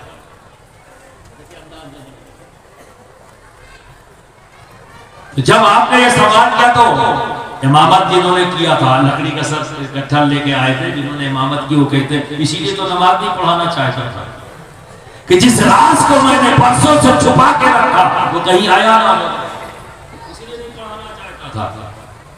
अब इंसान की फितरत में है, जब उसे कोई चीज छुपाई जाए तो औलाद जानने की ख्वाहिश पैदा हो जाती है, क्यूरियोसिटी पैदा हो जाती है ना, तजस्सुस पैदा हो जाता है। तो ख्वाजा उस्मान हारूनी को भी पैदा हो गया कि नहीं बताएं क्या राज है इसमें, हमें भी उससे फायदा मिलेगा, बताएं। तो फरमाते हैं सुनो, जब मैं अपने रब की बारगाह में सजदा रेज़ होता हूं तो उस वक्त अपने सर को नहीं उठाता जब तक मेरा रब ये नहीं कह देता कि ऐ बंदे अपने सर को उठा ले कि मैंने तेरे सजदे को कबूल कर लिया।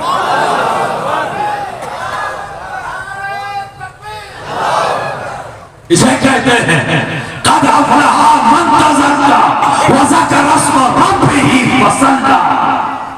जब कल्ब साफ होगा तो जिक्र करने का अंदाज बदल जाएगा, तस्बीह पढ़ने का अंदाज बदल जाएगा, सजदा सजदा होगा।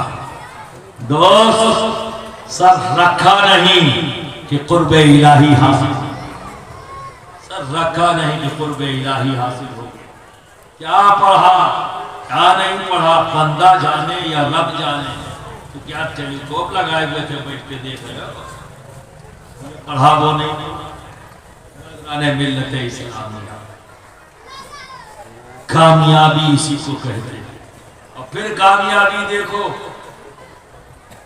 कि वही ख्वाजा उस्मान हारूनी सरकार गरीब नवाज से कहते हैं कि इन 2 उंगलियों के दरमियान से देखो आसमान की तरफ। जब देखा तो पूछा क्या देखते हो? 18,000 आलम देखता। आज से 50 साल पहले तक या 20 साल 25 साल पहले तक लोग ये कहते थे अंधी अकीदतों के कारनामे। इसमें से देखिए जमीन उंगलियों से दरमियान जमीन की तरफ क्या देखते हो? कहता है 30 सरा तक देखता हूं, 7 तहे जमीनों की देखता। तो कहा गया अंधी अकीदतों के कारनामे। जिनके पीर गरीब नवाज थे उन्होंने मान लिया, उन्हें कोई शक शुबहा नहीं, क्योंकि जब पीर मान लिया तो फिर शक शुबहा नहीं। बनाने से पहले खूब सोच लो, बनाने से पहले सोचो, बनाने के बाद सोचना नहीं है। फिर मान लो, फिर मान लो। बनाने से पहले सोचो, ये काम पहले का है, बात का नहीं। तो जब गरीब नवाज पीर है तो जिन्होंने गरीब नवाज को अपना पीर माना मान लिया। जो खाली कहते थे वो शक में मुब्तला है। और फिर क्या हुआ? बैकडोर से अंधी अकीदतों के कारनामे है शुरू हो गए। माना का जब उनके पीर ने कहा। यही समझने की जरूरत है। जब गरीब नवाज ने कहा तो अंधी अकीदतों के कारनामे बताए। लेकिन इस सदी के अंदर, इसी सदी में स्पेस साइंटिस्टों ने गैलीलियो स्कोप, टेलीस्कोप, न जाने कौन कौन सी स्कोप लगाकर आसमान में बरसों तक देखते रहे, रिसर्च करते रहे। और रिसर्च करने के बाद उन साइंटिस्टों ने जब अपनी रिपोर्ट सबमिट किया तो क्या कहा, इस ब्रह्मांड में, इस यूनिवर्स में 18,000 सूरज, क्या कहा, 18,000 सूरज, और हर सूरज अपने साथ न जाने कितने प्लेनेट्स रखता है। यहां जो सूरज तुम्हें दिखता है ये तो 7 रखता है, एक आलम। इस तरह से ब्रह्मांड में 18,000 सूरज। जब गरीब नवाज ने कहा तो अंधी अकीदतों के कारनामे बताए। माना किसने? जिन्होंने गरीब नवाज को पीर माना था, उन्होंने मान लिया। जो सिर्फ खाली कहते थे तो बैकडोर से क्या कह रहे थे, अंधी अकीदतों के कारनामे। लेकिन जब इन स्पेस साइंटिस्टों ने, इनके पीरों ने जब कहा तो खट से मान लिया। अब नहीं पूछ रहे हैं कोई दलील, कोई सबूत नहीं। तो भाई सब अपने अपने पीर की सुनते, तुम अपने पीर की सुनो, यानी गरीब नवाज की सुनो। जिन्होंने अपना पीर किसी गैर को बना लिया है उनको वही होगा। हमारे लिए तो हमारे गरीब नवाज मुबारक। क्यों है ये कैफियत? इन 2 अंगुलियों के दरमियान से देख रहे हैं और सब कुछ नजर आ रहा है। इसी का नाम कामयाबी है दोस्त। जो अपने रब को राजी कर ले तो फिर उसके लिए क्या चीज है जो पोशीदा हो। सब कुछ रब तबारक व तआला उस बंदे के सामने खोल के रख देता है, हिजाबात हटा देता है, क्योंकि बंदा अपने रब के कुर्ब में है। फिर है क्या जो हिजाब में सब कुछ देखता है, देखने का अंदाज बदल जाता है। लोग खुली आंख से दूर तक देखना हो ऐसे करके देखते नहीं, दिखा ना, जितना साइज आंख के खोलने का है उससे भी बढ़ा देते हैं, तब भी नहीं दिखता, धुंधला ये आपका देख रहे। लेकिन जब ये कल्ब साफ रखने वाले, रब का इनाम पाने वाले, रब की मोहब्बत में फना होने वाले देखते हैं तो कैसे देखते हैं? आंख बंद कर लेते हैं। ये कौन सा देखा? हमने तो आंख फाड़ के देखा, नहीं दिखा, बंद करके सब कुछ देख लिया। और इनके देखने का क्या है? चौकाम, एक्सरे, बीटा रे, गामा रे, अल्ट्रावायलेट रेज ना देख सके, ये आंख बंद करके देखते हैं कि तेरे दिमाग में क्या चल रहा है और तेरे दिल में खुराफात कितनी है ये देख लेते हैं। तो अल्ट्रावायलेट रेज तो आंख पार हो जाए, एक्सरे दिल को दिखला दे, चमड़ी के अंदर देख ले, पर ये नहीं देख पाएगी कि दिमाग में क्या चल रहा है। जब ये वली आंख बंद करते हैं तो क्या देखते हैं कि दिमाग में क्या चल रहा है, दिमाग में क्या चल रहा है। जो मेरा पीर मुर्शिद, मेरा पीर सरकारे कला, इनकी बारगाह में अक्सर देखा करते कि गुफ्तगू करते करते जब मैं मुरीद हुआ तो मैंने कहा हजरत कुछ नसीहत फरमा दे ताकि जिंदगी में काम आए। तो फरमाया इज्जत चाहते हो, अगर तुम इज्जत चाहते हो तो तुम्हें चाहिए कि तुम सबसे पहले अपनी इज्जत करो, अपनी इज्जत करना सीखो।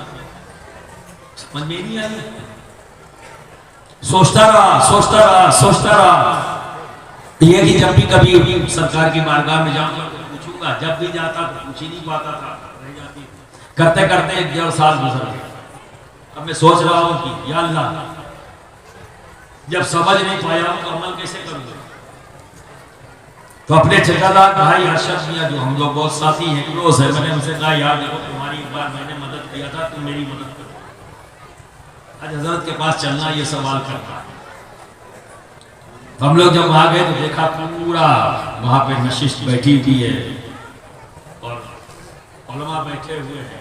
अब युवा को वहां सवाल क्या करें, तो हम भी दस्तावेज़ी करके जगह किनारे बैठ गए जहां जगह भी हजरत में गुफ्तगू है, बातचीत कर रहे हैं। बातचीत करते करते करते अचानक मेरी तरफ पलटे, तो उस वक्त मैं यही सोच रहा हूँ कि आज भी नहीं हो पाएगा, आज सब लोग बैठे हैं, चलो फिर कल देखते हैं। तो हजरत मेरी तरफ पलटे और मुस्कुरा के कहते हैं, अरे भाई लोग इतना नहीं समझ पाते कि अपनी इज्जत करने का मतलब क्या है। अपनी इज्जत करने का मतलब ऐसी जगह मत खड़े हो जहां लोग उंगली उठाते, ऐसी बात जबान से न बुलाओ तो कानों को मकरूह लगे, ऐसे काम न करो जिस पर लोग एतराज करें। बोलते चले गए, मैं सुन रहा हूं, मैंने तो पूरी शरीयत मोहम्मद आ गई, बचा क्या? सब कुछ तो है, दो जुमलों में पूरी शरीयत डिफाइन कर रहे हैं और पूछा नहीं है, जवाब दे रहे हैं।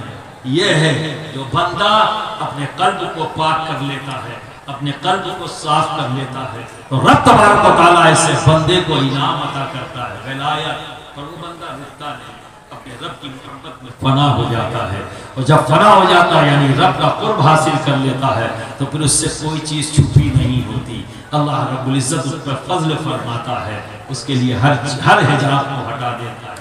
इंतहा तो ये है कि हमारे दिमाग में क्या चल रहा है सबसे छुपा लेते हैं, पर अल्लाह के इन बंदों से अपनी सोच को भी नहीं छुपा। वो ये जान लेता है कि बंदा सोच क्या रहा है। और अक्सर लोगों ने सरकार कला के ताल्लुक से ये फरमाया कि जब सरकार कला का मुकाम ये है, उनका आलम ये है, तो ज़रा सोचो आलिम रब्बानी का आलम क्या होगा। ज़रा सोचो आलिम रब्बानी का आलम क्या होगा। तो बरादरान मिल्लत इस्लामिया, आप किस्मत वाले हो और आपके बुजुर्गों ने नो डाउट जो मोहब्बत की, उस मोहब्बत का असर है आज हम चौथी नस्ल है जिस मोहब्बत का एहसास हमको आज भी है, चौथी नस्ल पर भी उसके असरात जाहिर हो रहे हैं जो तुम्हारे बुजुर्गों ने हमारे लोगों से आज भी उस मोहब्बत की गर्मी का एहसास हमें हो रहा है।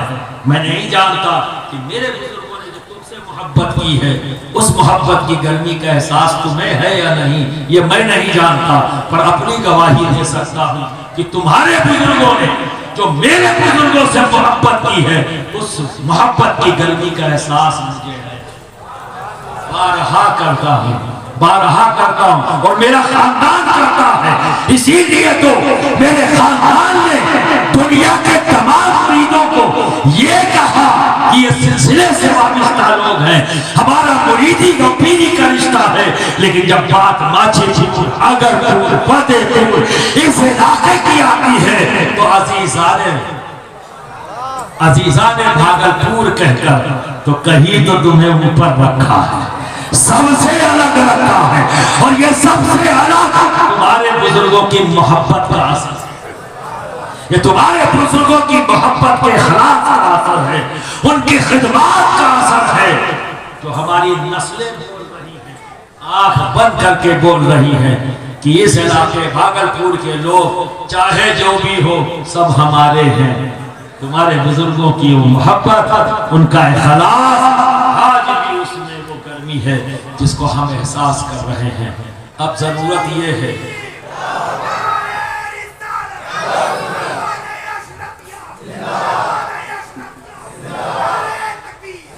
जरूरत यह है कि आप कितना एहसास, आप कितना, हर चीज को नारों में गुम मत कर दो। सारा जोश नारा अगर बोल दिया तो फिर उसी में निकल गया। मेरा मानना है, ये मैं किसी को ठोकता नहीं, जिसको पसंद आए ले ले, ना पसंद आए वापस कर दे। मेरा अपना मानना है कि मैं आलिम उसी को मानता हूँ कि जिसका इल्म, उसका फायदा सबसे पहले वो अपनी जात को पहुंचाए, अपने इल्म का फायदा सबसे ज्यादा अपनी जात को पहुंचाए, वरना बुकिश है। आलिम है, किताबों को पढ़ने वाला है, याद करने वाला है, जब अपनी जात पर ही उसका इफेक्ट नहीं ला सका तो फिर कौम और मिल्लत को क्या फायदा। आलिम तो वही है जो सबसे पहले अपनी जात को फायदा। तो बरादरान ने मिल्लत इस्लाम जिसके जिक्र की महफिल सजाई है वही जात ये वही जात है आलिम रब्बानी। इसीलिए तो उन्हें सिर्फ आलिम नहीं कहा गया, आलिम रब्बानी। जो इस मंजिल पर पहुंच जाता है ऐसे ही आलिमों को आलिम रब्बानी कहा गया। मुजद्दिद अल्सानी को आलिम रब्बानी इसी बुनियाद पर कहा गया। अपने इल्म को सबसे पहले उन्होंने अपनी जात, उन्हें आलिम रब्बानी, इमाम रब्बानी कहा गया। तो बिरादरान मिल्लत इस्लामिया, सुल्तान और वाइज़ीन से एक वाइस नहीं, आलिम रब्बानी। आपकी जिंदगी का आगाज शरीयत से इधर ना उधर ऐन शरीयत के होता है। इल्म का जाओ जलाल को अच्छे अच्छे उनके सामने खड़े होने से, और दुश्मनों का आलम ये एक बार कुछ दुश्मनों ने चाहा कि नुकसान पहुंचा दे, दरवाजे पर थे, चादर ओढ़ के लेटे, चाहा कि जिस्मानी तौर पर नुकसान पहुंचा दे। तो सिर्फ आलिम रब्बानी ने चादर हटाई और फरमाया कौन मर गए, कौन को बर्दाश्त न कर पाए। तो कभी खड़े होकर जलाल में देख लेते तो क्या हाल। बिरादरान मिल्लत इस्लामिया, जो बंदा अपने कल्ब को पाक कर लेता है, साफ कर लेता है, रब तबारक व तआला इसके बंदे को इनाम अता करता है, विलायत अता करता है। तो वो बंदा जो रब की मोहब्बत में फना हो जाता है तो दोस्त मजहर इलाही बन जाता है। तो कौन उसको कौन उसे नुकसान पहुंचा सकता है। तो वाकई अगर कामयाब होना चाहते, कुरान ने जो फार्मूला बताया, अपने कल्ब को पाक करो, साफ करो। जब ये साफ हो जाएगा तो फिर जिक्र करने का अंदाज बदल जाएगा, फिर वो जिक्र होगा, ठीक है। और फिर जब जिक्र करने का अंदाज बदलेगा तो सजदों का भी अंदाज बदल जाएगा, नमाज का भी अंदाज बदल जाएगा। अल्लाह हम सब इस जहान में भी कामयाबी अता फरमाए, उस जहान में भी कामयाबी अता फरमाए। और रब का करोड़ करोड़ करोड़ शुक्र है, उसका एहसान है, उसका परदिगार का, उसने हम पर फज़्ल किया। क्योंकि ये दामन जो मिले हैं ये फजल से मिले हैं, कसब से नहीं, है ना। इनके दामन जो मिले कसब से तुम्हारे बुजुर्गों ने किया था, तुम्हें तो फ्री मिली है ना, फजल से मिला है कि तुम उनकी औलाद हो। तो एहसान मानो अपने बुजुर्गों का, एहसान मानो उन बुजुर्गों का जिन्होंने अपने कदम से इस जमीन को मुकद्दस बना दिया, है ना। यहाँ की फसल कहती थी पता नहीं, लेकिन आज तो यहाँ की फसल वो है जिसे हम आलिम व फाजिल की फसल। आप देखिए ये छोटा सा गांव है, लेकिन देखो उस फैजान को मौलाना अहमद शफी रहमा के, सरकार आला हज़रत शफी मियाँ के, शेख आज़म के सरकार कला का फैजान का असर देखो। इस छोटे से गांव में न जाने कितने आमिल हैं, आलिम हैं, फाजिल हैं, हाफिज है, कारी है, मुफ्ती है, मुहद्दिस है, मुफस्सिर है, हर कैटेगरी यहाँ पे है ना। एक कैटेगरी से पाक था ये गांव, अभी वो कैटेगरी आ गई, अफसोस की बात है। इससे पाक था लेकिन आ गई। अल्लाह ताला हिदायत दे ताकि वो कैटेगरी भी खत्म हो जाए। तो बिरादरान मिल्लत इस्लामिया, अपनी पहचान को कायम रखो, दायम रखो। तुम्हारी पहचान ही यही है। क्या है पहचान तुम्हारी? तुम्हारी पहचान अशरफ अशरफ अशरफ अशरफ अशरफ है, ठीक है ना। जो शेख आज़म ने फरमाया क्या, मैं गुलाम सिन्ना इब्ने गुलाम इब्ने गुलाम इब्ने गुलाम इब्ने गुलाम सिन्ना, यही तुम्हारा नाम पुराना होना चाहिए। मखदूम सुल्तान सैयद अशरफ जहांगीर के गुलाम है, उनके जानशीन के गुलाम है, उनकी औलादों के गुलाम है, यही तुम्हारा नारा है, यही तुम्हारी पहचान। बोलो कबूल है? हाथ उठा के बोलो हाँ। यही पहचान तुमसे छीनने की कोशिश की जा रही है। तो चर्ब ज़बान चालाक किस्म के फितरती लोग तुमसे इस पहचान को तुमसे छीनना चाहते हैं, जो पहचान तुम्हें तुम्हारे बुजुर्गों ने दी, अपने अमल से, अपनी मोहब्बत से। बोलो क्या तुम चाहते हो उस पहचान को जो तुम्हारे बुजुर्गों ने पूरी जिंदगी खिदमत से हासिल किया? तुम चाहते हो उस पहचान को छोड़ दो, उस पहचान से दूर होना चाहते हो? तो अहद करो कि बाप दादा वफादार थे, जिस तरह से हम भी उसी तरह से वफादार बने। वादा करो मैं बार बार तो यहाँ नहीं आऊंगा, बार बार नहीं आऊंगा। तुम्हारी पिछली बार की मोहब्बत देखकर बड़ा मुतासिर हुआ, बड़ी मुश्किलों से इस टाइम को एडजस्ट करके आया। तो मेरे वालिद मोहतरम ने, मेरे दादा ने तुम्हें मेरे बड़े भाई साहिब सज्जादा की जिम्मेदारी में रखा है।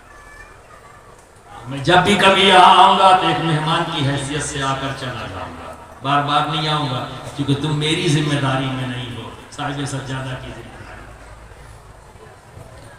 तो कभी कभी दुआ सलाम के लिए आ जाऊंगा, ठीक है ना। जब मोहब्बत से याद करोगे चला आऊंगा, क्योंकि हक तो तुम्हारा ही है, तो उस हक को पूरा करने के लिए आऊंगा, पर बार बार नहीं। तुम मेरी जिम्मेदारी नहीं हो, मेरे और तुम्हारे दरमियान से देखी रिश्ता है मोहब्बत का, ठीक है। पर साहिब सज्जादा से दो रिश्ता है, मोहब्बत का भी, जिम्मेदारी का भी। दोनों रिश्तों में ईमानदारी से निभाना है। वाखिर दावाना अनिल हम्दुलिल्लाहि रब्बिल आलमीन।